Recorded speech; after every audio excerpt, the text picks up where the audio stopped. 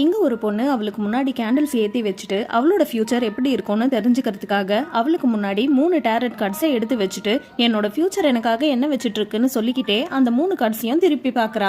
அப்ப அந்த 3 கார்ட்ஸ்லயுமே டெத்னு போட்டிருக்கு. இத அவ பார்த்த உடனேயே அவளுக்கு முன்னாடி ஏத்தி வச்சிருந்த கேண்டில்ஸ் எல்லாமே அணைஞ்சு போகுது. அண்ட் அவளுக்கு பின்னாடி கொடை பிடிச்சிட்டு யாரோ ஒருத்தர் நின்னுட்டு இருக்காங்க. இவளும் பின்னாடி திரும்பி பாக்குறா. அப்ப அந்த உருவம் அங்க இல்ல. இப்ப மறுபடியும் ட்ரை பண்ணலான்னு கார்ட்ஸ் எல்லாத்தையும் எடுத்து ஷஃபிள் பண்ணிட்டு அவளுக்கு முன்னாடி 3 கார்டை வச்சுட்டு ஃபியூச்சர் எனக்காக என்ன வச்சிட்டு இருக்குன்னு சொல்லிட்டே ஓபன் பண்ணி பாக்குறா. இப்பவும் டெத்னு தான் வந்திருக்கு. இது அவளால ஏத்துக்கவே முடியல.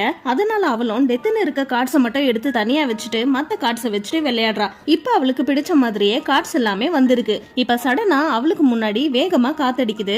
இவளும் கேண்டில்ஸ் எல்லாம் அணைஞ்சிருமேன்னு கேண்டில்ஸ பாத்துட்டு சடனா கார்டை பாக்குறா. இப்ப எல்லா கார்டுமே டெத்னு மாறி இருக்கு. அப்ப அவளுக்கு பின்னாடி அவளோட பேரை சொல்லி யாரோ கூப்பிடுறாங்க.